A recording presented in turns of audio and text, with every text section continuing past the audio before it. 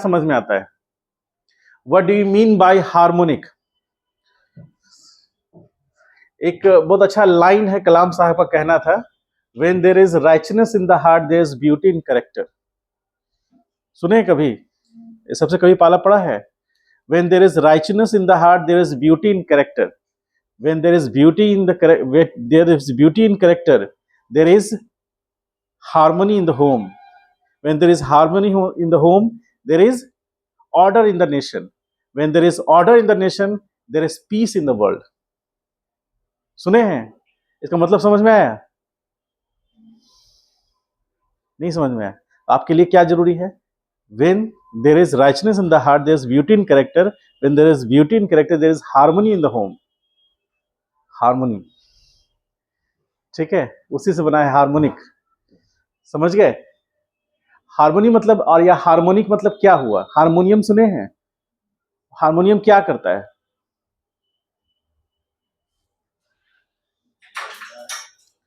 बजता है? ये भी नहीं पता?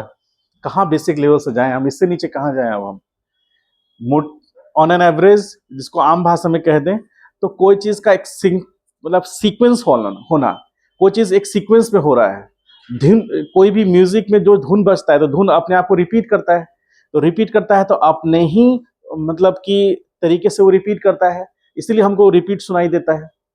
तो वो एक सीक्वेंस को ही हम लोग क्या बोलेंगे? हार्मोनी बोल सकते हैं। एक सीक्वेंस फॉलो करना, एक रिपीटिशन कहीं ना कहीं होगा सिस्टम में, कहीं ना कहीं रिपीटिशन होगा, कहीं ना कहीं एक बार वो 2 बार 3 बार रिपीट करेगा अपने आप को, और सेम सीक्वेंस से रिपीट करेगा। जैसे मान लीजिए एक धुन 10 सेकंड का है तो 10 सेकंड के बाद ही वो रिपीट करेगा अपने आप को, तब ना वो धुन 10 सेकंड का हुआ। तो ये सारी चीजें, ऑर्डरनेस जिसको रिपीटिशन कहेंगे एक सीक्वेंस में, या फिर कहे एक पैटर्न में, उसी को हम लोग हार्मोनी कह सकते हैं। तो मतलब ऐसा मोशन जो हार्मोनिक होगा, और जिसको हम लोग क्या बोलते हैं? ऑसिलेशन बोलते हैं। तो हम लोग सबसे पहले ये समझते हैं कि टाइप्स ऑफ मोशन जो हम लोग पढ़ते आए हैं, टाइप्स ऑफ मोशन। तो कौन कौन से मोशन हम पढ़ते आए हैं? पहला पढ़े हैं रेक्टिलिनियर।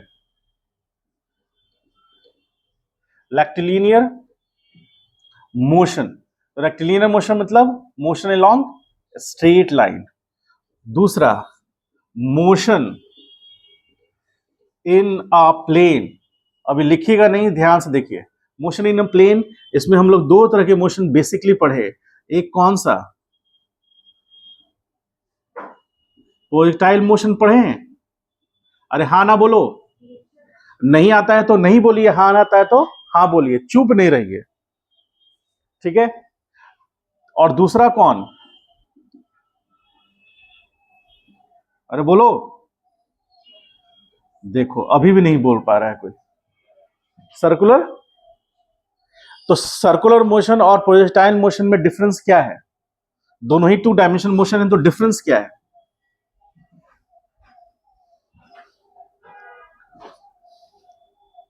जो एग्जैक्ट और करेक्ट एक्सप्लेनेशन दे देगा, एक पेन देंगे उसको हम। बताइए, लोभ देने के बाद भी ये लोग हिल नहीं रहा। आई कोई बात नहीं। मोशन इन अ प्लेन, ये दोनों ही, सर्कुलर मोशन और प्रोजेक्टाइल मोशन दोनों ही एग्जांपल हैं मोशन इन प्लेन के। चलिए छोड़िए, उतना आगे नहीं बढ़ते, थर्ड पे आते हैं। एक हो गया रोटेशनल मोशन। रोटेशनल मोशन ये बेसिकली 3 डायमेंशन मोशन होता है। 1 dimension motion, 2 dimension motion, 3 dimension motion, ठीक? क्योंकि एक पर्टिकुलर एक्सिस होता है, उस एक्सिस के अबाउट बॉडी का कोई भी पार्टिकल एक प्लेन में मूव करता है, और वो प्लेन उस एक्सिस से परपेंडिकुलर होता है, ठीक है? ये हम लोग देखे थे। अब हम लोग बातें करते हैं अब इसके आगे कौन सा इंपॉर्टेंट मोशन हम लोग डिस्कस करते हैं। सबसे पहले बात करते हैं, सपोज करें, एक टर्म लेते हैं, उसको समझते हैं। मान लीजिए सपोज करें कि एक पार्टिकल है जो कि सर्कुलर पाथ पर घूम रहा है। तो ये सर्कुलर पाथ हो गया, ये सेंटर पॉइंट कौन सा? O, और ये दूरी वो मान लीजिए R है, और इस पॉइंट को हमने क्या कहा है? A।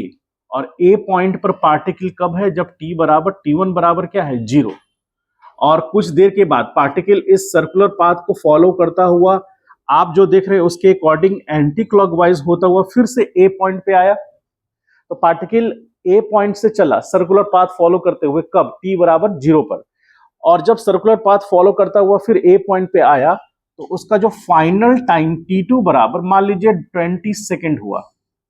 ठीक, तो आप कह सकते हैं ना कि वो पार्टिकल एक कंप्लीट रिवोल्यूशन किया कितने समय में, 20 सेकेंड में। यहां तक कोई दिक्कत नहीं, क्लियर। यानी कि पार्टिकल का डिस्प्लेसमेंट 0 हुआ कब, 20 सेकेंड पर, यानी पार्टिकल अपने पाथ को रिपीट करना स्टार्ट कर रहा है 20 सेकेंड के बाद। तो ये जो चीजें हुई, ये जो फिनोमिना हुआ या जो भी प्रोसेस हुआ, इसमें आप ये कंक्लूड कर सकते हैं कि पार्टिकल ए पॉइंट से चलना स्टार्ट किया, आपने फिर ए पॉइंट पे आया, एक रेवोल्यूशन कंप्लीट हुआ, और उसको करने में जो पार्टिकल को टाइम लगा वो 20 सेकेंड। मान लीजिए नेक्स्ट फिर से पार्टिकल चल रहा है और फिर से अपने उसी पाथ को ट्रेवल करता हुआ फिर उसी पोजीशन पे आ जा रहा है, और उस समय भी टाइम उसका जो लग रहा है वो 20 सेकेंड ही लग रहा है, ना 20 सेकेंड से कम लग रहा है ना 20 सेकेंड से ज्यादा लग रहा है, 20 सेकेंड ही लग रहा है। तो हम इस टी, जो हम कैपिटल टी लिखेंगे जिसको हम लोग टाइम पीरियड से डिनोट करते हैं, ठीक है, टाइम पीरियड से डिनोट करते हैं, और ये टाइम पीरियड बराबर क्या हो जाएगा, t2 minus t1 is equal to 20 minus 0, तो t बराबर क्या हो जाएगा 20 सेकेंड। अब टाइम पीरियड किसको कहते हैं, टाइम पीरियड किसे कहेंगे, सबसे पहली बात इस मोशन को हम क्या बोलेंगे, तो लिखेंगे when a body move on a path and it repeat its motion after, motion और पाथ कह लीजिए, मोशन और पाथ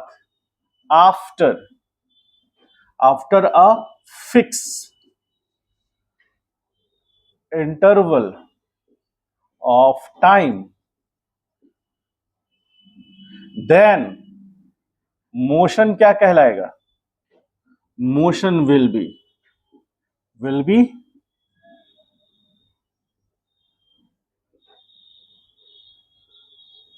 ठीक, ये क्या कहलाएगा, कोई नहीं कुछ बोल रहा है, motion will be periodic and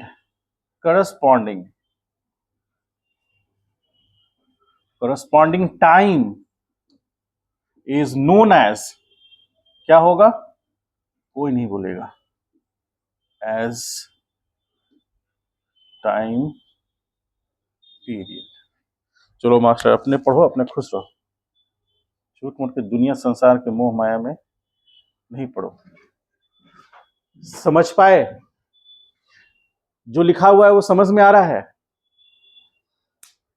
ये सबसे फंडामेंटल, सबसे बेसिक कॉन्सेप्ट है इस चैप्टर का, और इससे कनेक्टेड जितने भी चैप्टर्स हैं सब का सबसे बेसिक, सबसे फंडामेंटल कॉन्सेप्ट है।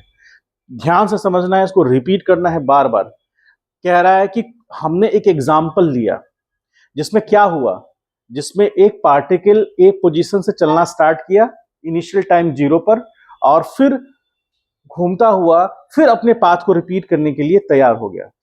तो जब एक रेवोल्यूशन हो गया, इस केस में लेंगे हम, दूसरे केस में रेवोल्यूशन की बात नहीं करेंगे, कुछ और बात होगी उसमें। तो मान लीजिए पार्टिकल यहां से चला, एक कंप्लीट रेवोल्यूशन हुआ, तो उसका जो टाइम लगा वो फिक्स। यदि अगली बार टाइम फिक्स नहीं रहेगा, मतलब अगली बार मान लीजिए 21 सेकेंड लग गया, तो ऐसे मोशन को हम पीरियोडिक मोशन नहीं कहेंगे। तो पीरियोडिक मोशन होने के लिए बेसिक कंडीशन ये है कि कोई भी बॉडी अपने पाथ को या अपने मोशन को रिपीट करेगा एक फिक्स इंटरवल ऑफ टाइम के बाद, तो उस मोशन को हम लोग पीरियोडिक मोशन कहेंगे, और उसके करस्पॉन्डिंग जो टाइम यूज हुआ अपने पाथ को रिपीट करने से पहले, वो टाइम उसका टाइम पीरियड कहलाएगा। तो इसमें दो चीज है कि पार्टिकल अपने पाथ को रिपीट करना कब स्टार्ट कर रहा है, वो, और साथ ही साथ उसको टाइम क्या लग रहा है वो, इन दोनों पे डिपेंड करता है पीरियोडिक मोशन। टाइम यदि मान लीजिए नेक्स्ट टाइम इन 19 सेकेंड में ही पूरा कर लिया, इसका मतलब स्पीड उसका ज्यादा था। अगली बार मान लीजिए 10 सेकेंड में पूरा कर लेगा तो इसका मतलब स्पीड और ज्यादा था। और यदि उससे अगली बार में मान लीजिए 25 सेकेंड ले रहा है तो इसका मतलब स्पीड पहले से काफी स्लो था। तो हर केसेस में जब आपको अलग अलग टाइम पीरियड मिलेगा तो हम ऐसे मोशन को पीरियोडिक मोशन नहीं कहेंगे, ऐसे मोशन को हम दूसरा अलग मोशन कहेंगे, ठीक है, जो सर्कुलर मोशन में हो सकता है। अब दूसरा एग्जांपल लेते हैं। ये तो एक फर्स्ट एग्जांपल था, एग्जांपल फर्स्ट। एक सेकंड एग्जांपल लेते हैं जो आपके डे टू डे लाइफ में होता है। जैसे मान लीजिए कि स्प्रिंग है, कभी जीवन में स्प्रिंग देखे हैं? कैसा कलर का होता है? ये मास्टर कुछ भी पूछो उसका रंग ही पूछता है। अब मान लीजिए ये मीन पोजीशन है, ठीक है, ये मीन पोजीशन है ना। अब इस ब्लॉक को मान लीजिए इस पोजीशन पे लेके आया जाए और फिर ब्लॉक रिटर्न बैक हो तो इस पोजीशन पे आए, तो यहां से यहां जाना, फिर रिटर्न बैक होकर यहां आना और फिर यहां आना, तो एक ऑसिलेशन हो गया। यानी पार्टिकल कौन? ब्लॉक यहां से चलेगा, यहां जाएगा, फिर यहां आएगा, फिर यहां से उसी पाथ को तो रिपीट करना शुरू करेगा कि नहीं करेगा? तो फिर एग्जैक्टली फिर से वही पाथ रिपीट होने लगेगा। तो यहां पर हम कह सकते हैं ना, मान लीजिए t बराबर 20 सेकेंड यहां पर हुआ, तो यहां पर भी तो अपने फिर से पाथ को रिपीट करने से पहले जो टाइम लगा वो है उसका टाइम पीरियड हुआ, लेकिन यहां सर्कुलर मोशन तो नहीं हो रहा है, ठीक है। आप देखे भी हैं। अच्छा, ऐसा कहीं देखे हैं? एग्जाम्पल 2। अब आते हैं एग्जाम्पल 3 में। ये एग्जाम्पल 3 सब लोग देखे होंगे, ठीक है। मान लीजिए सपोज करें एक रूफ है, रूफ देखे हैं? रूफ से एक रस्सी लेकर के यहां एक बॉल, मान लीजिए कि एक हेवी मास हम उसको बांध दें और उस बॉल को हम क्या करें, थीटा एंगल से यहां रिलीज करें। तो रिलीज करेंगे तो यहां आकर रुकेगा तो नहीं, फिर आगे बढ़ेगा, फिर यहां आकर रुकेगा नहीं, फिर आगे बढ़ेगा। तो यहां से इधर जाना, रिटर्न बैक होकर यहां जाना, फिर यहां आना, तो एक ऑसिलेशन हो जाएगा, एक पीरियोडिक हो जाएगा। उसके बाद तो अपने पाथ को रिपीट कर रहा है फिर। और आप क्या लगता है, यहां से यहां जाना, यहां से रिटर्न बैक होकर यहां आना, फिर यहां आने में जो टाइम लगेगा, क्या फिर से उसी पाथ को रिपीट करेगा तो उतना ही टाइम लगेगा? कैसे नहीं लगेगा? कैसे नहीं लगेगा? यदि कोई एक्सटर्नल एयर जो फोर्स लग रहा है या फिर एयर असिस्टेंट फोर्स को हम लोग नेग्लेक्ट कर देंगे तो फिर वहीं जाकर रुकेगा, समझ गए? तो फिर से वहां भी ऑसिलेशन हुआ या वहां भी एक पीरियोडिक मोशन हुआ, एक टाइम पीरियड के बाद बॉडी अपने मोशन को रिपीट किया, हुआ कि नहीं हुआ? कहां से? मान लीजिए यहां से हम रिलीज करते तो इसी पोजीशन को लेके चले तो यहां से यहां जाएगा और फिर रिटर्न बैक होकर यहां आएगा, तो एक ऑसिलेशन होगा, एक पीरियोडिक मोशन होगा। अब चूंकि फिर वो अपने पाथ को फिर से रिपीट करेगा और फिर यहां जाएगा, तो उतना ही टाइम में मान लीजिए यहां से यहां गया 2 सेकेंड, यहां रिटर्न बैक हुआ 2 सेकेंड, तो टाइम पीरियड कितना हुआ? 4 सेकेंड। अब फिर यहां से आया और फिर यहां रिटर्न बैक हुआ तो फिर 4 सेकेंड। इसका मतलब है कि पार्टिकल या बॉडी जो है अपने पाथ को हर एक फिक्स इंटरवल के बाद रिपीट कर रहा है, तो वो पीरियोडिक मोशन होगा और वो टाइम क्या कहलाएगा? Time period. चलिए एक और एग्जांपल लेते हैं। क्या ये बात आपको समझ में आ रहा है? यदि नहीं समझ में आ रहा है तो पूछिए, हम और डिटेल में इसको बताएंगे, क्योंकि ये इंपॉर्टेंट चैप्टर है, यहां से बहुत सारी चीजें आपको क्लियर होंगी। समझ गए? तो यहां से ये एंगल मान लीजिए थीटा है तो ये एंगल भी थीटा होगा और एक ऑसिलेशन कंप्लीट होगा। कैसे? यहां पर कैसे होगा? देखिए यहां पर कैसे होगा, पार्टिकल यहां से चला, यहां गया, रिटर्न बैक होकर यहां आया, वन ऑसिलेशन। तो आप ऑसिलेशन कभी कभी बोलते हैं सर, कभी पीरियोडिक मोशन बोलते हैं, हम कंफ्यूज हो रहे हैं, ठीक है, तो उसको हम क्लियर कर देंगे। अभी आप ये मान के चलिए कि पार्टिकल कहां से कहां गया, मान लीजिए यहां से चला तो यहां से यहां गया और फिर रिटर्न बैक होकर यहां आ गया, तो एक ऑसिलेशन हुआ या एक पीरियोडिक मोशन हुआ, कह सकते हैं, क्योंकि एक फिक्स टाइम इंटरवल के बाद पार्टिकल अपने पाथ को रिपीट कर रहा है। एक और एग्जांपल देखिए, आप लोग जिद कर रहे हैं, देखिए दूसरा एग्जांपल। देखिए मान लीजिए कि पानी पूरा भरा हुआ है, कभी एक बाल्टी में पानी भरा हुआ देखे हैं? आ? अब तो होली आ रहा है, देखेंगे। और मान लीजिए सपोज करें कि एक, किसको ले ले हम, मान लीजिए कि कोई वुडन ब्लॉक है, ठीक है, और उसको हमने धक्का दिया है, प्रेस किया है, तो प्रेस किया तो वो नीचे जाएगा, फिर ऊपर आएगा क्या? नहीं आएगा, आएगा ना। तो यहां से नीचे गया और फिर ऊपर आया और फिर नीचे गया, तो यहां से यहां तक में देखिए एक ऑसिलेशन होगा, ये एक पीरियोडिक मोशन होगा क्या? होगा ऐसा। इसका सेंटर पॉइंट मीन पोजीशन पहले नीचे गया, फिर ऊपर आया और फिर नीचे आया, ऐसे ऑसिलेट करता रहता है। तो ये भी किसका एग्जाम्पल है? अच्छा, आपको डे टू डे लाइफ में होने वाले और एग्जाम्पल देते हैं, देखिए ध्यान से।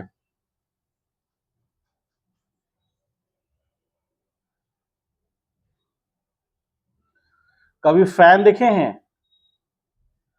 आ कैसा रंग का होता है? सर ऑरियन का खरीदीजिएगा तो ब्लैक कलर, व्हाइट कलर का होता है, ठीक है। अब इन सब एंगल्स कितने होते हैं? 120। ये भी कितना और ये भी कितना? अब मान लीजिए ये घूमना ऐसे टर्न करना स्टार्ट करता है, तो मान लीजिए फर्स्ट विंग है, ये सेकंड विंग है और ये थर्ड विंग है, तो फर्स्ट विंग घूमता हुआ फिर यहीं आएगा एक फिक्स टाइम के बाद, तो हम कह सकते हैं कि वो पीरियोडिक मोशन कर रहा है। होगा ऐसा? बोलिए। यदि कोई बॉडी अपने पाथ को या अपने मोशन को एक फिक्स इंटरवल के बाद रिपीट करता है तो वो मोशन पीरियोडिक मोशन कहलाता है, और उस टाइम को हम लोग टाइम पीरियड बोलते हैं। ये बहुत इंपॉर्टेंट पॉइंट है। टाइम पीरियड जितने में देखने में जितना आसान लग रहा है, ये इतना आसान है नहीं। टाइम पीरियड का जनरली इन जनरल 90% केसेस में यूनिट होता है सेकेंड। अब टाइम पीरियड से ही आपको याद आएगा, जैसे यहां पर टाइम पीरियड हमने यहां लिखा टी, तो टाइम पीरियड को हमने टी से डिनोट किया, और यदि टी क्या रिप्रेजेंट करता है, टाइम पीरियड क्या करता है, टाइम पीरियड को हम कैसे डिफाइन कर सकते हैं? Amount of time, amount of time taken by the body, क्या लिखेंगे? By the body to repeat, बोलिए, टू रिपीट, या फिर कह लीजिए to complete one revolution, complete one revolution और ऑसिलेशन, ठीक है। यानी पार्टिकल अपने एक रेवोल्यूशन या ऑसिलेशन करने में जितना टाइम लेता है उसको टाइम पीरियड बोलते हैं। रेवोल्यूशन टर्म क्यों नहीं आएगा? ये नहीं हो रहा है। एक एक एक रेवोल्यूशन लिया ना,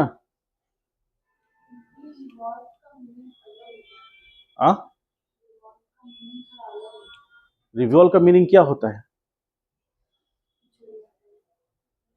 हटा कैसे दे, बताओ।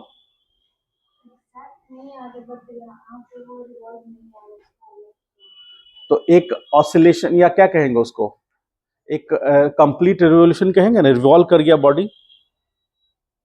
आप रिवोल्यूशन वो वाला समझ रहे हैं कि क्रांति वाला क्या है? चलिए नहीं आता है तो समझ लीजिए यही है। अब सुनिए, तो अपने एक फिक्स इंटरवल के बाद जो अपने पाथ को रिपीट करेगा तो वो इंटरवल क्या कहलाएगा? टाइम पीरियड कहलाएगा। तो हमको ये कहना है कि बॉडी अपने मोशन को रिपीट करेगा एक फिक्स टाइम इंटरवल के बाद। लेकिन मान लीजिए सपोज करें कि बॉडी 1 सेकेंड से कम में वो कई बार अपने मीन मतलब कई बार अपने फिक्स पॉइंट के अबाउट रिवॉल्व कर जा रहा है, तो उस केस में क्या होगा? उस केस में हम किसकी बात करेंगे? बोलो।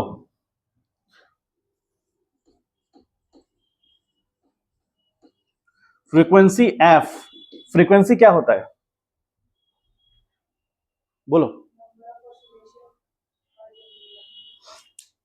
या number of revolution per unit time हो सकता है, number of revolution per unit unit time. ठीक है, यानी कि 1 सेकेंड में पार्टिकल कितना बार रेवोल्यूशन किया वो क्या बताएगा, फ्रीक्वेंसी। और पार्टिकल एक रेवोल्यूशन में जो समय लिया वो क्या बताएगा, टाइम पीरियड। यानी इसलिए टाइम पीरियड बराबर क्या होता है, फ्रीक्वेंसी बराबर क्या होता है। सब लोग जानते हैं इस बात को। देखिए अब ये आपके नाक में दम कर देगा। F is equal to 1/T, इसी को क्या कहते हैं, हर्ट्ज और पर सेकेंड। ठीक है, तो T बराबर क्या होगा, 1/। समझ पाए इस बात को। चलिए इसको राइट डाउन कीजिए, बढ़िया से छापिए, कहीं कोई कंफ्यूजन लगे तो पूछिए।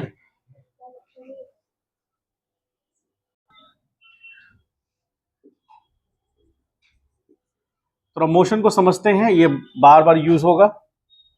सेंटर पॉइंट है O, ठीक है, और ये पॉइंट है A। कब, जब T बराबर क्या है 0। टाइम पीरियड मान लेते हैं T बराबर 30 सेकेंड। ठीक है, उसको T बोलते हैं। तो पार्टिकल T बराबर 0, मान लीजिए 30 सेकेंड। तो कहीं पर ध्यान से देखिए, यहां पर ये एक पोजीशन होगा और ये पोजीशन यहां से आगे होगा। तो यहां से यहां इस पोजीशन को यदि हम B बोल रहे हैं और रेडियस तो R है, ये R है, इस पोजीशन को B बोल रहे हैं और इस पोजीशन पे जाने में टाइम T लग रहा है। ठीक है, ऑन कर दो। तो इस पोजीशन पे जाने में टाइम कितना लगा, A से B जाने में टाइम कितना लगा, A से B जाने में टाइम T लगा। और बहुत इंपॉर्टेंट है और ध्यान से समझिएगा, 2-3 पैरामीटर्स डिस्कस कर रहे हैं यहां पर, और यही पैरामीटर जब ऑसिलेशन पढ़ाएंगे जस्ट इसके बाद तो वो आपको कंपेयर करके बताएगा। तो पार्टिकल यहां से चलना स्टार्ट किया तो यहां T बराबर 0, और एक कंप्लीट ऑसिलेशन या फिर एक कंप्लीट रिवोल्यूशन लिया तो उसको हम टाइम पीरियड T बोल दिए। मान लिए कि वो टाइम कितना है 30 सेकेंड है, ये हम लोग मान लिए हैं, कोई कैलकुलेशन से नहीं आया, हमने मान के चला है ऐसे ही एक समझने के लिए। तो ये T है। अब हम एक चीज लिखना चाहते हैं, उसको आप समझिएगा। T कैन बी ग्रेटर और equal to 0 and less than equal to capital T। ये बात समझ में आ रहा है?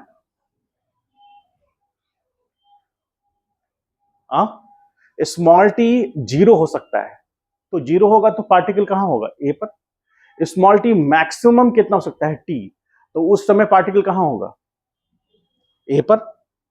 लेकिन ये समझना जरूरी है कि T बराबर 0 पर पार्टिकल, T बराबर 0 पर जहां पार्टिकल होगा उसका x क्या पोजीशन क्या है, A। और जब T बराबर कैपिटल T होगा तो भी उसका x पोजीशन क्या है, A। ठीक है, तो कैन वी से क्या हम ये कह सकते हैं, और आप इसको विजुअलाइज कर सकते हैं क्या, कि x किसी टाइम t पर is equal to x capital T plus T पर। क्या ये हो सकता है, बोलिए। Where x is position of a particle, position of a particle, क्या ऐसा लिखा जा सकता है, क्या ये लिखना सही है? पार्टिकल को यदि नहीं समझ में आ रहा है तो यहां से यहां जाने में कितना टाइम लगा, T, और यहां से एक कंप्लीट ऑसिलेशन रेवोल्यूशन करने में टाइम T लगा, और फिर इतना टाइम अचीव करेगा तो ही तो ये B पोजीशन पे पहुंचेगा। इसका मतलब ये हुआ, ध्यान से देखिए, ये कौन सा पोजीशन होगा, B, और ये भी कौन सा पोजीशन होगा, B। समझ में आया, नहीं आया? तुमको नहीं आएगा, और लोगों को समझ में आया, क्लियर? नहीं समझ में आया तो कोई बात नहीं। चलिए तो हम लोग इसके अब आगे बढ़ते हैं। यही चीज हम ऑसिलेशन यहां पर दिखा रहे हैं, यही चीज हम लोग ऑसिलेशन में भी दिखाएंगे। तो पीरियोडिक मोशन और ऑसिलेटरी मोशन में मेजर डिफरेंस किस बात का है उसको आज हम लोग अभी समझते हैं। उससे पहले हम लोग को समझना पड़ेगा एक बेसिक कॉन्सेप्ट जिसको बोलते हैं हम लोग ट्रांसलेशनल इक्विलिब्रियम। वो ट्रांसलेशनल इक्विलिब्रियम क्या समझाएगा, उससे पहले हम लोग अभी तक जो पढ़े हैं वो ये है कि कोई पार्टिकल एक फिक्स इंटरवल ऑफ टाइम के बाद अपने पाथ को रिपीट करेगा और ऐसा मोशन पीरियोडिक मोशन कहलाएगा, और वो टाइम इंटरवल ऑफ टाइम वो टाइम पीरियड कहलाएगा। पार्टिकल अपने इनिशियल पोजीशन से मान लीजिए टी टाइम पर आगे होगा, तो वो उस पोजीशन पर फिर से कब आएगा, तो capital T plus small T के बाद आएगा।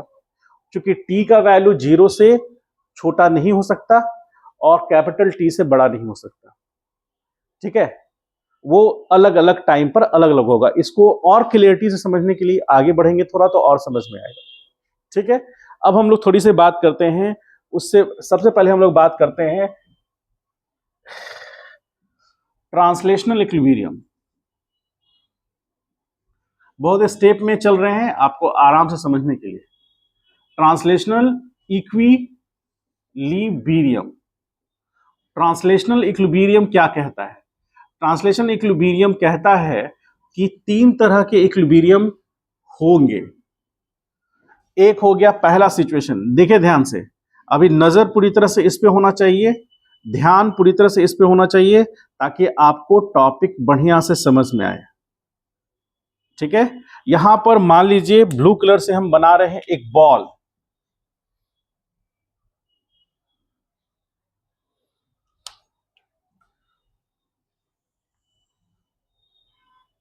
यहां पर ब्लू कलर से हम बना रहे हैं एक बॉल। बॉल का सेंटर पॉइंट है ये, ठीक है। ये बात को समझ पा रहे हैं?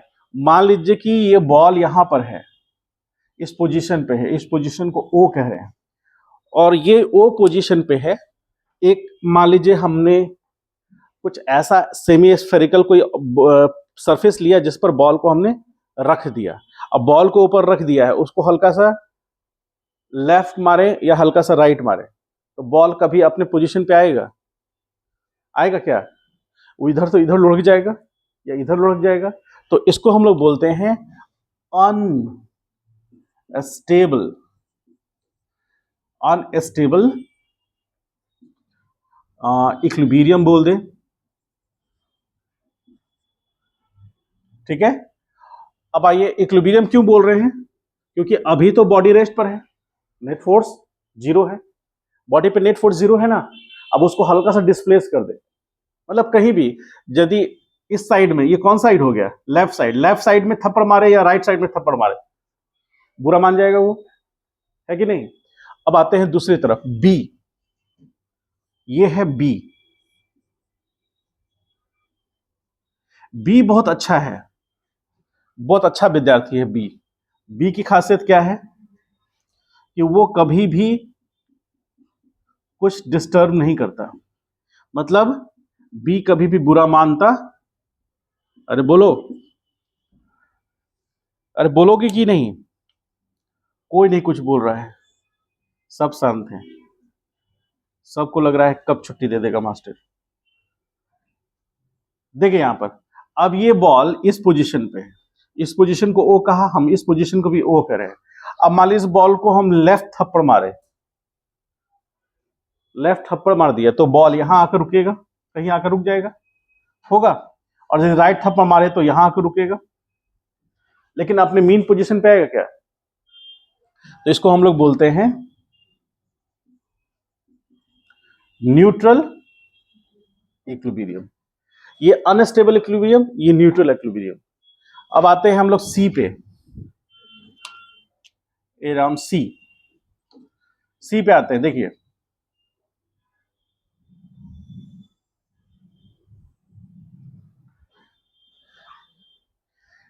मान लीजिए कि एक सेमी या फिर हेमिस्फेरिकल, हॉलो हेमिस्फेरिकल कोई ऑब्जेक्ट है, जैसे कभी आप एक नाद देखें जिसमें गाय खाती है, उस टाइप का कुछ है, देखे हैं?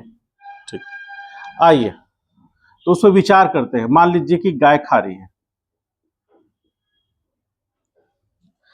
अब हम लोग बॉल को किस कलर से ड्रॉ किए हैं? हाँ, नॉट ब्लू, ब्लू,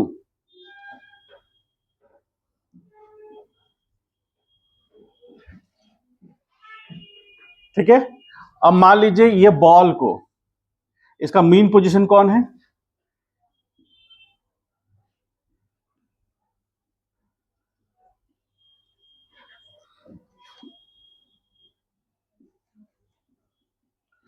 बॉल को किस कलर से दिखाएं हम लोग?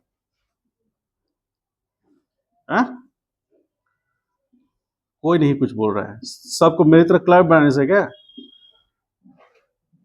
हाँ, बॉल को हम लोग किस कलर से दिखाएं? बोलो नेहा। ब्लू नहीं, बुल्लू। कौन कलर? बोलो। सीरियस है, गुस्सा आ गया। आइए अब इस पे हम विचार करते हैं। थर्ड वाले सी पर हम लोग विचार करें तो सी के बारे में क्या कहना है? सी के बारे में हमको ये कहना है कि ये बॉल सिचुएशन कुछ इस तरह का है, इस बॉल को हम लोग लेफ्ट में भी थप्पड़ मारे तो यहां जाएगा फिर आ जाएगा, ऐसे से करते रहेगा। कैसे? जैसे नहीं होता छोटा बच्चा ऐसे करते रहता है, ऐसे नहीं करते रहता है। आ? तो ये बॉल इधर जाएगा फिर रिटर्न बैक, इधर जाएगा इधर जाएगा इधर आएगा और फिर आकर कहां रुक जाएगा? आज यदि इसको हम राइट थप्पड़ मार दे तो भी इधर जाएगा इधर आएगा इधर जाएगा इधर आएगा और फिर कहां आके रुक जाएगा? तो इसको क्या बोलेंगे हम लोग? स्टेबल। तो स्टेबल इक्विलिब्रियम यदि होगा, ये सिचुएशन यदि होगा तो यही सिचुएशन क्या देगा हमको? बोलिए।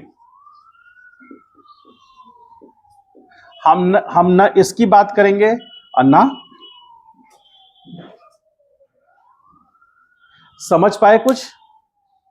यदि समझ में आया तो इसका मतलब यह है कि हम जब भी आगे बात करेंगे, ऑसिलेशन पढ़ेंगे, तो हम लोग किस सिचुएशन को फॉलो करेंगे? जिसको हम लोग स्टेबल इक्विलिब्रियम कर रहे हैं, यानी बॉडी हमेशा अपने मीन पोजीशन के अबाउट या टू एंड फ्रो मोशन करेगा या अपने मीन पोजीशन पे रहेगा। यदि बॉडी को डिस्टर्ब नहीं किए तो मीन पोजीशन पर, बॉडी को डिस्टर्ब किधर से भी करिए, कुछ भी करिए, उसके साथ कुछ भी करिए, वो फिर मीन पोजीशन के टू एंड फ्रो मोशन करेगा। तो ऐसा मोशन यदि होगा तो वो मोशन क्या कहलाएगा? ऑसिलेशन। अब इसमें और कंडीशंस हैं, लेकिन हम अभी तक जो समझे उसमें ये है कि ये नहीं फॉलो करना है हमको, ये नहीं फॉलो करना, आगे जाकर हमें सिर्फ इसको फॉलो करना है। इस टाइप के मोशंस को हमको फॉलो करना है। यहां बॉल इस पोजीशन पे भी आ जाएगा या इस पोजीशन पे भी आ जाएगा तो भी बॉल किधर जाएगा? क्या हुआ?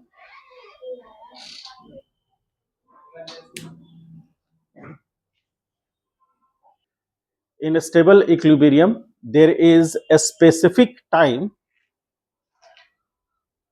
sorry, a specific position, there is a specific position which is known as a specific position which is known as mean position, which is known as mean position, mean position, where the net force on the system, where the net force on the system will remain zero, will remain zero, will remain zero. Net force on the system will remain zero. ठीक? And body can move, and body can move back and forth, back and forth, and around the mean position, around the mean position. समझ में आया कुछ? Clear है? अब हम लोग बात करते हैं स्टेबल इक्विलिब्रियम लेके चलेंगे हम लोग। ठीक है, अब हम लोग देखते हैं यहां पर, समझिए, अब पेन रख दीजिए, अब यहां पर ध्यान दीजिए।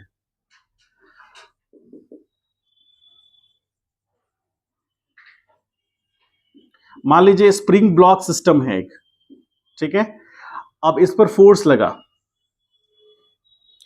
तो फोर्स लगा, ये उसका क्या कहलाएगा? मीन पोजीशन कहलाएगा। मीन पोजीशन एमपी, एमपी मतलब मीन पोजीशन। जब भी स्टेबल इक्विलिब्रियम की बात आएगी तो मीन पोजीशन आएगा ना, वो तो आएगा ही आएगा। और इसकी खासियत क्या है? इस पोजीशन पे क्या क्या होंगे, ये पोजीशन क्यों खास है? जैसे एक चीज आप ऐसा समझ लीजिए, आप अपने घर से यहाँ पढ़ने आते हैं, आप अपने घर से कभी मार्केट जाते हैं, आप अपने घर से कभी घूमने जाते हैं, आप अपने घर से कभी हॉस्पिटल जाते हैं, आप अपने घर से कभी ट्रेन पकड़ने जाते हैं, सारा एक्टिविटी करने के बाद लौटते कहाँ पर हैं? तो ये घर है उसका, ठीक है। घर पे आप रिलैक्स महसूस करते हैं, जैसे नहीं होते ये लोग, जैसे पता चलता है कि मास्टर नहीं आया है, बस एक फोर्स महसूस करता है अपने आप पर, ठीक है। ये लोग जैसे स्टूडेंट क्या पूछता है कि सर आज नहीं आए हैं क्या, लेकिन ये लोग कैसे पूछते हैं? सर आए हैं। इसको देख के सब जो जो जो बोलेगा भी कि हाँ सर आने वाले, वो भी बोलेगा नहीं तुम निकल लो, तुम निकल लो, क्योंकि तुम नहीं रुकोगे अब। यदि गलती से कोई किसी ने बोल दिया, मनीष ने बोल भी दिया गलती से कि, मनीष बोल भी दिया कि नहीं अभी सर नहीं है, 5 मिनट में आने वाले, हाँ 5 मिनट में, फिर तो उसके बाद जो स्पीड है, सीट देने के बाद भी कहते आ रहे हैं, मैं आपको एक साल से जान के कितना सर आ रहे हैं। सर रास्ते में हैं, और पोस्टर की बात माने तो ट्रैफिक में है, ट्रैफिक ने चारों तरफ से रोक लिया इसको, ठीक है। आजकल का ट्रैफिक बहुत अच्छा है, बहुत मन लगा ट्रैफिक है। आप बाइक से रुके हैं, बगल में ऑटो वाला, इधर बगल में ऑटो वाला, वो सब अपना अपना गाना बजा रहा है, कोई दुखी नहीं है, सब अपना अपना गाना बजा रहा है। इधर चल रहा है, तू धरती पे जिस जगह भी रहेगी तुझे तेरे खुशबू से पहचान लूंगा, उधर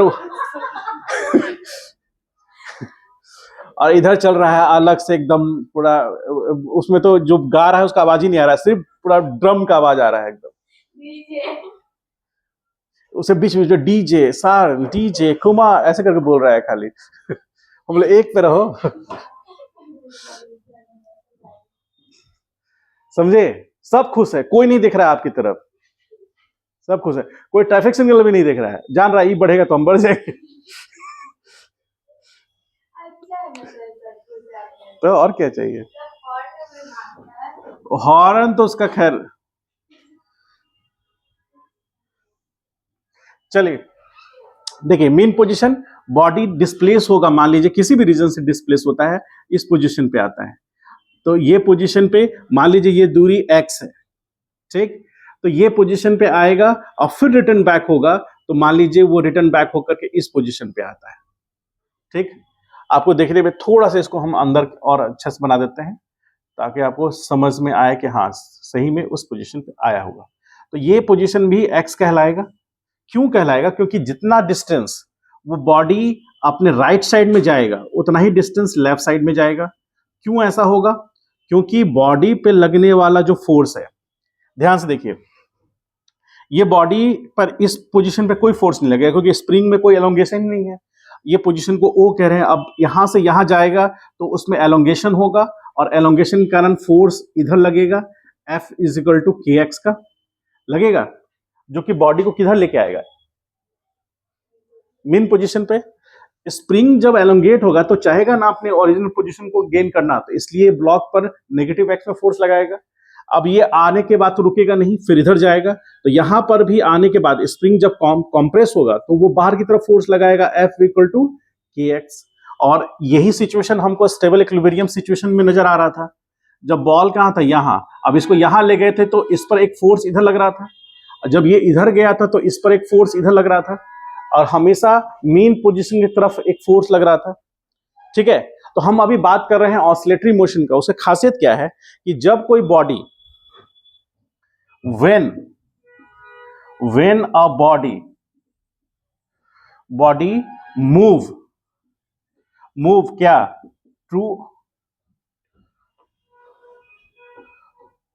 to and fro, back and forth, upward and downward, forward and backward. ठीक, move back to and fro, back and forth, upward downward, forward backward, about its mean position in a fixed interval of time। तो motion क्या कहलाएगा?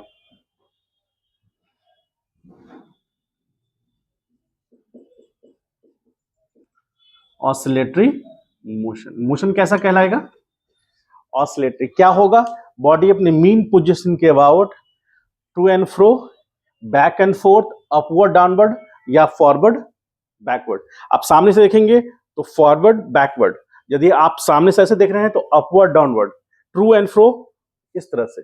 तो यदि अपने mean position के about to and fro, back and forth, upward downward और forward backward करेगा अपने मीन पोजीशन के अबाउट, और वो करने में टाइम पीरियड क्या रहेगा? बोलिए, अरे बोलो। फिक्स रहेगा। तो जैसे मान लीजिए पार्टिकल यहां से चला, यहां गया, फिर रिटर्न बैक होकर यहां आया, अब फिर यहां आया, तो एक ऑसिलेशन हुआ, वन ऑसिलेशन हुआ। अरे बोलो। तो वन ऑसिलेशन कब हुआ? जब पार्टिकल इस पोजीशन चला, ओ से कहां तक पहुंचा? ए, और फिर रिटर्न बैक हुआ बी। तो ओ से ए गया। अब ध्यान से देखिए, यहां से धीरे धीरे उसका शेप बनना शुरू होगा। किसका? ऑसिलेटरी मोशन का बेसिक जो शेप बनना शुरू हो जाएगा। ओ से ए गया, और फिर ए से कहां गया? ओ आया। ठीक, और ओ से फिर बी गया, और फिर से ओ आया, तो एक ऑसिलेशन हुआ। और ये होने में मान लीजिए टी बराबर सपोज 4 सेकेंड लगा। लेट, तो ये टी क्या कहलाएगा? उसका टाइम पीरियड कहलाएगा, क्योंकि फिर यहां के बाद तो वो अपने पाथ को फिर रिपीट करेगा, और फिर करने में उसको कितना सेकंड लगेगा? यहां पर हम किसको निग्लेक्ट कर रहे हैं? यहां फ्रिक्शन फोर्स नहीं है। सरफेस कैसा है? Surface is smooth. सरफेस कैसा है? Smooth surface. समझ गए? तो स्मूथ सरफेस है, तो इसका मतलब कोई इसको रोकेगा नहीं। जो भी फोर्स लगेगा उस पर वो स्प्रिंग फोर्स लगेगा एक्स एक्सिस के अलोंग। तो बॉडी अपने मीन पोजीशन के बाद टू एंड फ्रो या बैक एंड फोर्थ मोशन करेगा। तो मेरा अगला सवाल ये है कि क्या जितने भी ऑसिलेटरी मोशन हैं, क्या वो पीरियोडिक मोशन कहला सकते हैं? या फिर जितने भी पीरियोडिक मोशन हैं वो सारे ऑसिलेटरी मोशन होंगे क्या?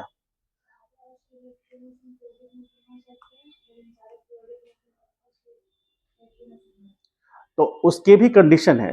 यदि कोई भी पीरियोडिक मोशन, ऑसिलेटरी मोशन हो रहा है, तो वो तभी हो सकता है जब वो एक्सटर्नल फोर्सेस के लॉसेस न हो। मतलब कोई भी लॉसेस नहीं हो रही है, एनर्जी का लॉस नहीं हो रहा है। यानी बॉडी यदि यहाँ आया, यहाँ से रिटर्न बैक होकर यहाँ गया, फिर यहाँ आया, तो कोई भी लॉस नहीं हुआ एनर्जी का। यदि ऐसा है तो जितने भी ऑसिलेटरी मोशन है वो सारे क्या बन जाएंगे?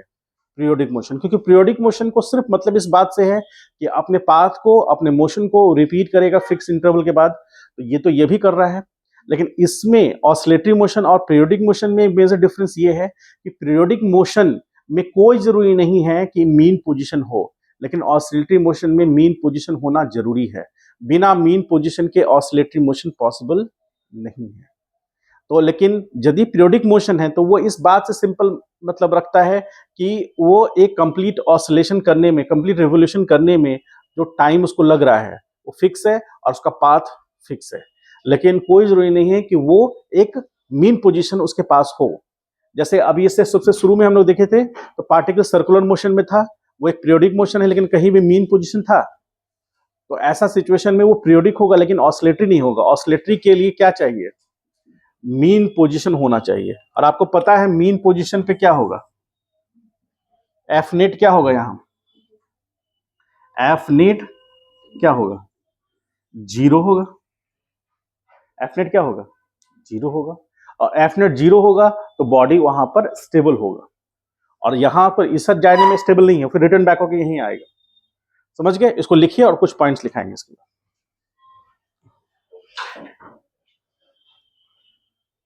आपको हमेशा ये मान के चलना है कि हम लोग बात कर रहे हैं स्प्रिंग ब्लॉक सिस्टम का।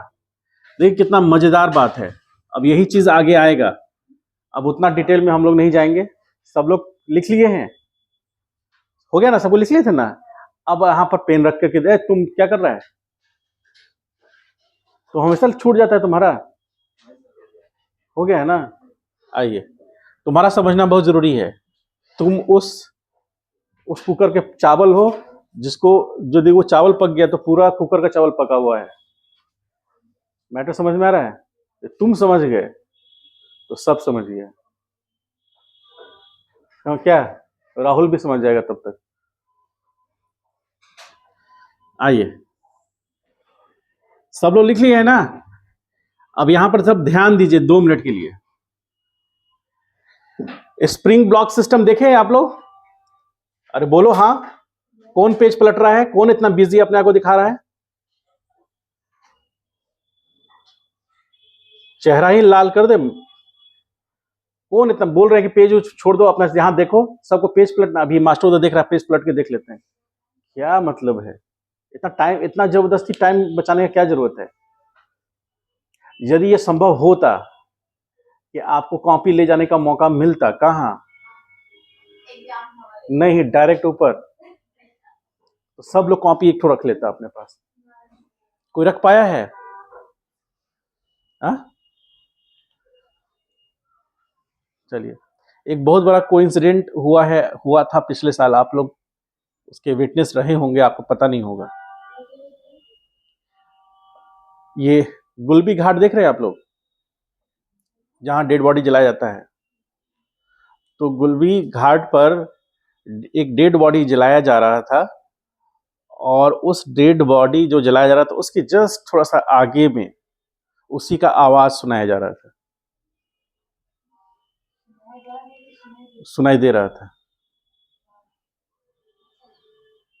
हुआ क्या, शारदा सिन्हा का जो डेथ हुआ तो वो छठ पूजा में ही हुआ।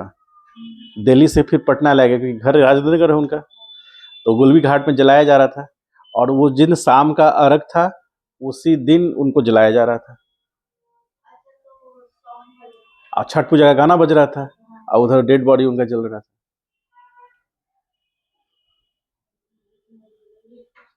ठीक है, तो ये बहुत मतलब इम्पोर्टेंट कोइंसिडेंट, कितना जबरदस्त है ये सोचिए। शारदा सिन्हा का गाना कब बजता है?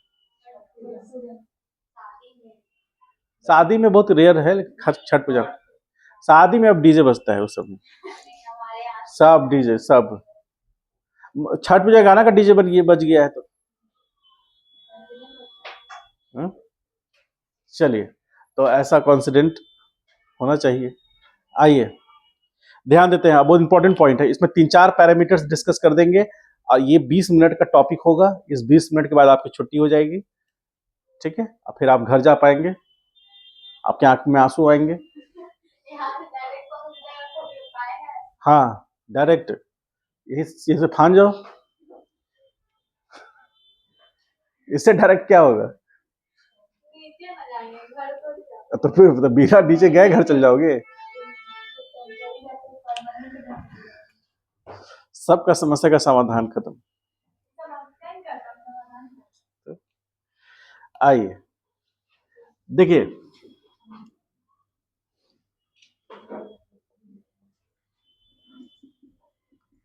मीन पोजीशन आप सबको पता है, ये मान लीजिए कि पार्टिकल है, बॉडी है, ठीक है, मीन पोजीशन।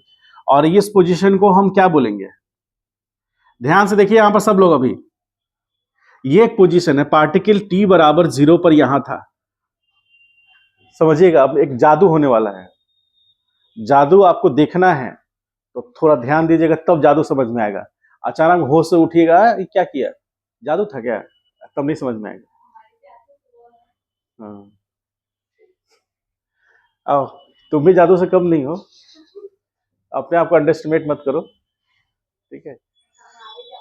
चलिए देखिए, यहाँ पर पार्टिकल का मीन पोजीशन क्लियर है सबको, सारे डायमेंशन यहीं से मेजर होंगे, मैंने लिखा भी दिया है। तो ये मीन पोजीशन कितना, t बराबर 0 पे पार्टिकल यहां गया एक एक्सट्रीम पोजीशन पर, ठीक।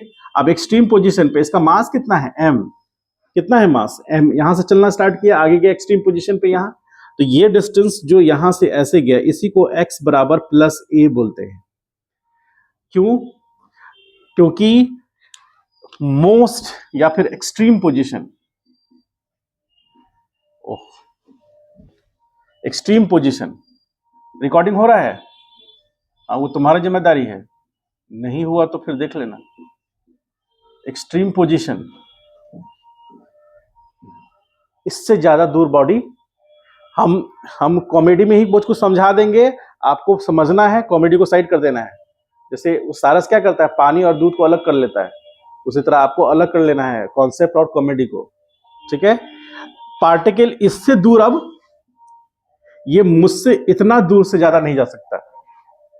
ठीक है? मान लीजिए एक बकरी को रस्सी में बांध दे, खूंटा में बांध दे, तो बकरी जो खाना खेत मतलब घास खा सकेगी खेत में, वो कितना खा पाएगी? उसका एरिया के बराबर।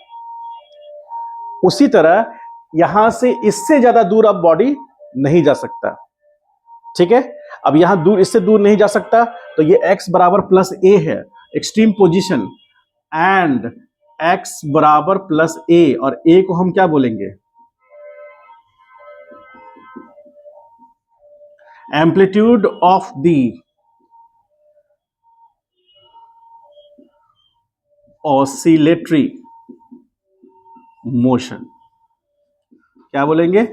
Amplitude of the oscillatory motion, वो एम्पलीट्यूड बोलेंगे। एम्पलीट्यूड कहने मतलब the final and the extreme position of the particle from its mean position.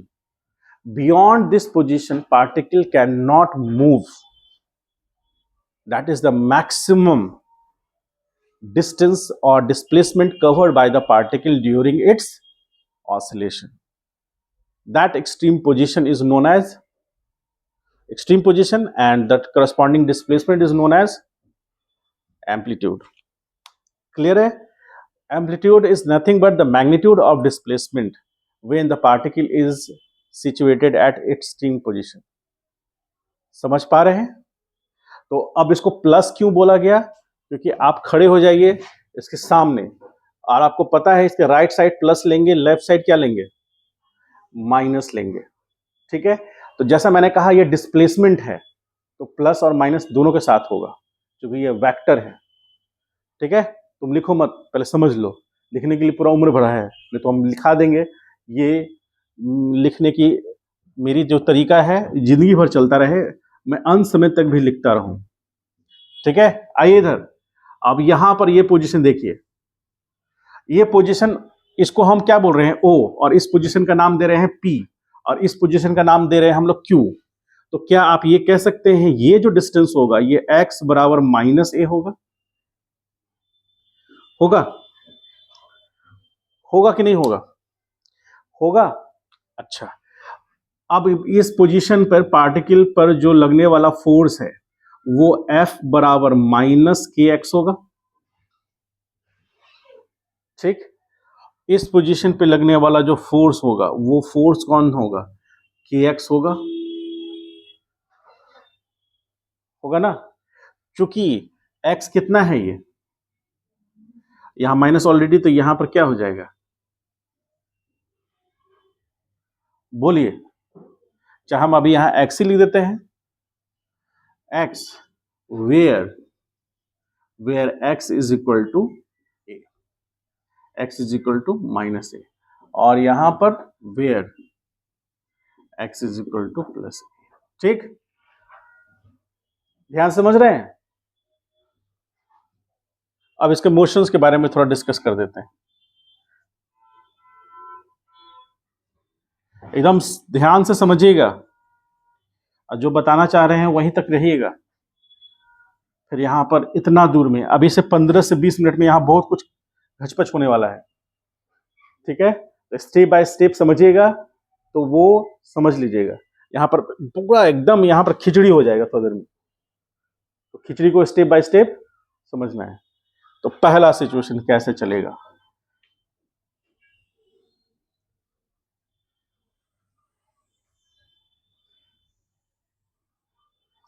Particle O से चला, कहां पहुंचा? किस पॉइंट पे? जवाब दीजिए। जवाब दीजिए कि मैं जिंदा हूं, बोलिए। पी, पी से फिर किधर चला? ओ डैश। ओ और ओ डैश में क्या डिफरेंस है?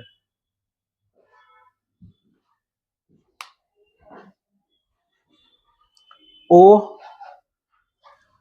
पॉजिटिव एक्स की तरफ जब जाएगा बॉडी तब लेंगे, ओ डैश जब उसी पोजीशन पे बॉडी नेगेटिव एक्स में जाएगा तो लेंगे, ठीक। और यहां आ जाइए, ये पोजीशन कौन होगा? और फिर क्यू से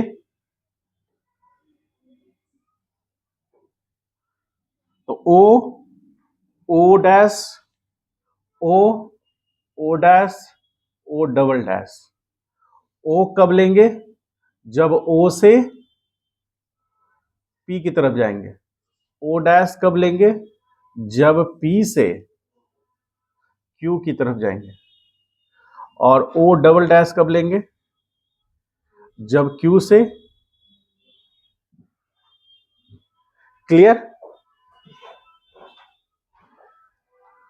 और आने वाले समय में आप देखेंगे, आने वाले समय में, भविष्य में आप देखेंगे, मैं भविष्यवाणी कर देता हूं, ओ से ओ डैश जाने में जो टाइम लगेगा वो T/2 होगा, ठीक। अच्छा पढ़ के आ गया है, यहां पर फांक रहा है। ओ से ओ डबल डैश जाने में जो टाइम लगेगा वो फिर से क्या होगा? और पूरी दुनिया जानती है इस बात को, ओ से पी जाने में, ओ को पी जाने में, ओ को पी नहीं सकता कोई, लेकिन ओ को पी जाने में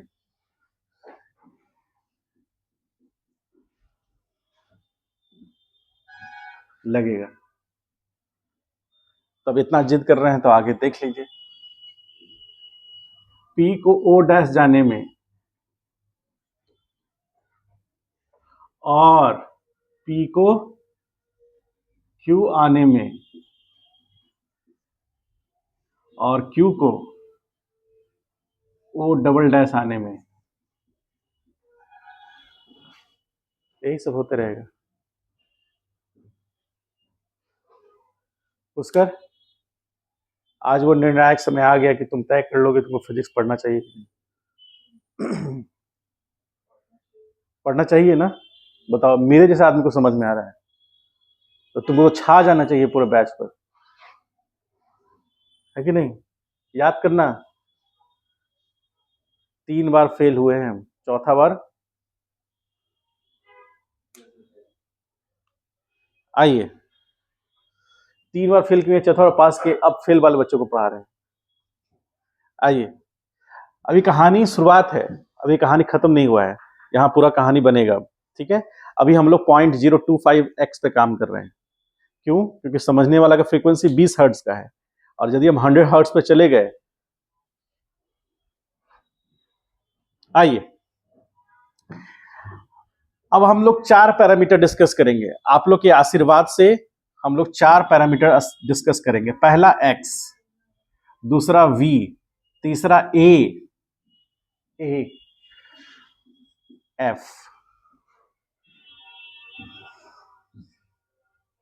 x में, v में और f में किसी को हंसी नहीं आया है, a में बड़ा हंसी आ रहा है सबको। हाँ। तो पहला लेटर हम जो सीखे थे वो यही था ना, तो आज तक हम a को नहीं भूले हैं। आइए, आपको पता है यहां x बराबर क्या है? प्लस a, है ना, बड़ा वाला a, ठीक। यहां पर x बराबर, यहां x बराबर -a, बड़ा वाला, ठीक। यहां पर 3 जगह है, आप जो बोलेंगे वही होगा। यहां v बराबर, यहां क्या होगा? चलिए छोड़ दीजिए, यहां v बराबर क्या होगा? v एट p बराबर, तो v एट o निकालेंगे, हम सब वैल्यू निकालेंगे, हम लोग बाकायदा पूरा वैल्यू निकालेंगे। मैक्स मतलब कितना, आज हम बहुत पढ़े, कितना, बहुत से काम, वी बहुत से काम नहीं चलेगा, वी मैक्स मतलब वी बहुत, तो वी बहुत का वैल्यू निकलेगा, एग्जैक्ट वैल्यू निकलेगा। ये तो तय है कि यहां 0 होगा, किसी को शक है इस पर क्या? हाँ बोलो, तुम पे क्या बीत रही है, तुम बताओ। मुस्कान बोलो, बताओ। हमको तो समझ ही में नहीं आ रहा है कि समझ में आ रहा है कि नहीं। हमको लग रहा है कि एकदम इजी चैप्टर से ये सब, पहले का चैप्टर से क्या मतलब है। ध्यान से सब लोग देखिए, सब लोग ध्यान से देखिए। ओ पॉइंट से पी पॉइंट जाने में बॉडी रिटार्ड कर रहा है, retardation, there is retardation during the motion of body from position O to position P, but we don't know the meaning of retardation. जब आपको पता ही नहीं कि रिटार्डेशन का मीनिंग क्या है, तो कोई मेरे जगह मेरे पिताजी, मेरे दादाजी भी आकर आपको समझा नहीं पाएंगे। रिटार्डेशन का मतलब समझ में आता है? हाँ क्या? डिक्रीज इन और वेलोसिटी, और रिटार्डेशन में एक्सेलरेशन कांस्टेंट रहता है या वेरी करता है?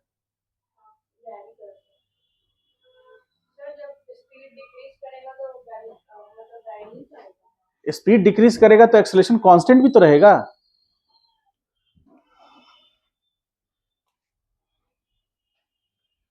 लेकिन यहां एक्सेलरेशन भी कांस्टेंट नहीं है।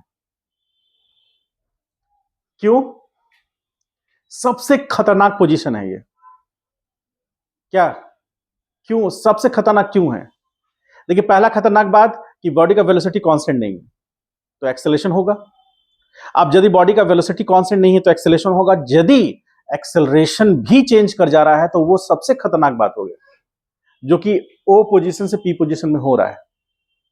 बॉडी का वेलोसिटी यहां मैक्सिमम है, यहां से घटते जा रहा है, घटते जा रहा है, घटते जा रहा है, 0 हो रहा है। क्यों हो रहा है? क्योंकि बॉडी का वेलोसिटी पॉजिटिव एक्स में है, लेकिन बॉडी पे लगने वाला फोर्स किधर है? नेगेटिव एक्स में। और यदि बॉडी पे लगने वाला फोर्स नेगेटिव एक्स में है, यानी कि वेलोसिटी के अपोजिट डायरेक्शन में है, तो रिटार्डेशन होगा। जब रिटार्डेशन होगा तो एक्सेलरेशन कांस्टेंट हो भी सकता है, नहीं भी। लेकिन यदि एक्सेलरेशन कांस्टेंट नहीं है, क्योंकि यहां एक्सेलरेशन कांस्टेंट इसलिए नहीं है क्योंकि इस पर फोर्स जो लग रहा है यहां 0 है, लेकिन यहां फोर्स मैक्सिमम हो गया। देखिए, यहां पर फोर्स क्या है? नेट फोर्स इस पोजीशन पे क्या है? मीन पोजीशन की खासियत क्या है? एफ नेट क्या होगा? 0। मैंने लिखाया है आप लोग को, मीन पोजीशन पर बॉडी पर लगने वाला नेट फोर्स क्या है? 0। लेकिन क्या पी पॉइंट पर नेट फोर्स 0 है? नहीं। इसका मतलब है कि फोर्स बढ़ा, मैग्नीट्यूड वाइज डायरेक्शन तो हम देखेंगे ही। ए ओ पॉइंट से पी पॉइंट जाने में बॉडी पे लगने वाला फोर्स बढ़ा। किस डायरेक्शन बढ़ा? नेगेटिव एक्स में, क्योंकि बॉडी को किधर आना है? मीन पोजीशन के अबाउट। मीन पोजीशन यानी स्टेबल इक्विलिब्रियम पोजीशन, आप लोग बता चुके हैं। तो हमेशा ध्यान कीजिए, स्टेबल इक्विलिब्रियम पोजीशन में बॉडी अपने मीन पोजीशन की तरफ क्यों आएगा? क्योंकि उस डायरेक्शन में एक नेट फोर्स एक्ट करेगा, हम लिखा भी दिए हैं। ठीक है, अब आप लोग को सबसे पहले पढ़ना होगा पोजीशन, उसके बाद वेलोसिटी, पोजीशन के बाद डिस्प्लेसमेंट, डिस्प्लेसमेंट का वेलोसिटी, वेलोसिटी के बाद एक्सेलरेशन, और उसके बाद फोर्स। इसको पढ़ के आएगा तभी समझ में आएगा। ठीक है, यहां तो हम अभी लिख देते हैं, लेकिन आपको समझ में तभी आएगा, अपने आप में ही समझ लीजिए। ठीक, अब यहां पर वेलोसिटी 0 क्यों? क्योंकि बॉडी पे लगने वाला जो फोर्स है वो मैक्सिमम हो गया, और यदि बॉडी पे लगने वाला फोर्स मैक्सिमम होता है तो एक मोमेंट ऑफ टाइम के लिए बॉडी का वेलोसिटी 0 होगा। जैसे पेन को ऊपर हम फेंके तो पेन ऊपर गया तो वेलोसिटी बढ़ा या घटा? बोलो, तुम बोलो, साक्षी बोलो। पेन को ऊपर फेंके तो वेलोसिटी पेन का घटा या बढ़ा? डिक्रीज किया, तो एक मोमेंट ऑफ टाइम पे 0 हुआ, और तब क्या हुआ? रिटर्न बैक हुआ। तो यदि बॉडी का वेलोसिटी घट रहा है, क्यों घट रहा है? यहां इसको पोजीशन ओ मान लो और इस पोजीशन को पी मान लो, तो ओ से पी जाने में वेलोसिटी क्यों घटा? बोलो, ओ से पी जाने में वेलोसिटी क्यों घटा? क्योंकि बॉडी पे लगने वाला फोर्स उसके अपोजिट डायरेक्शन में है। सब पढ़ाया हुआ है। चलिए, कोई बात नहीं। चलिए, वेलोसिटी एट पॉइंट क्यू क्या होगा? बोलो, जो जानते हैं वो बोलो। 0 होगा। अब आ जाइए, पोजीशन देख लिए, वेलोसिटी देख लिए, अब हमको बताना है acceleration. Acceleration at point A क्या होगा? सॉरी, एट पॉइंट ओ क्या होगा? एक्सेलरेशन एट पॉइंट ओ क्या होगा? जीरो होगा, क्यों होगा? तो जीरो हो गया। Acceleration, acceleration at point P क्या होगा? मैक्सिमम होगा। और वो वैल्यू कितना आएगा? के ए बाई एम होगा, होगा। ठीक, जैसे जैसे ए बढ़ेगा फोर्स बढ़ेगा, उससे करस्पॉन्डिंग एक्सेलेरेशन भी बढ़ेगा, इसीलिए एक्सेलेरेशन यहां जाकर मैक्सिमम होगा, क्योंकि के कांस्टेंट है एम। अब यहां आइए, यहां पर क्यू पॉइंट पर क्या होगा? के ए बाई एम होगा, और यही मैक्सिमम होगा। तो यहां फोर्स क्या है? यहां एफ, एफ पॉइंट क्यू पर क्या आएगा?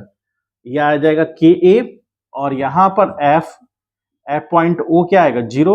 और यहां पर एफ क्या आएगा? पॉइंट पी पर क्या आएगा? के ए, लेकिन इस डायरेक्शन में, और इधर आएगा इस डायरेक्शन में।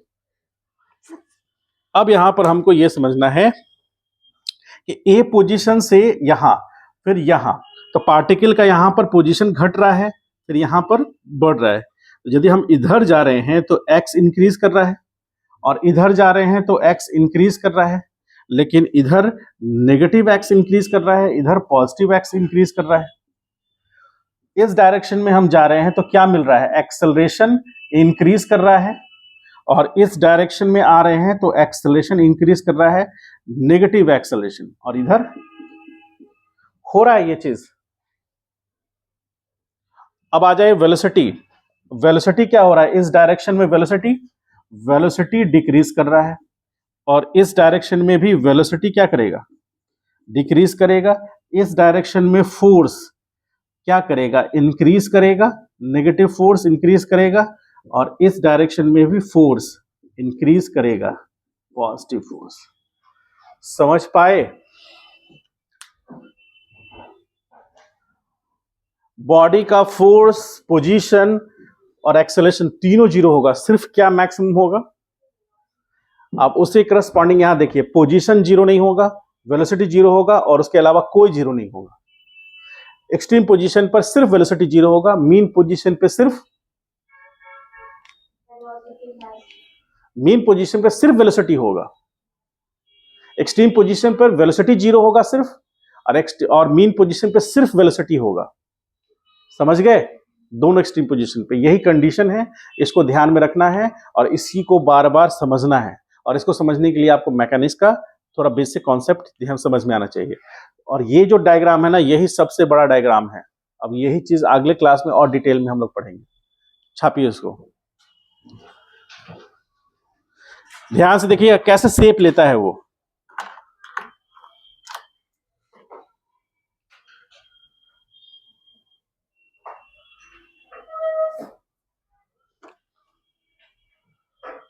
चलिए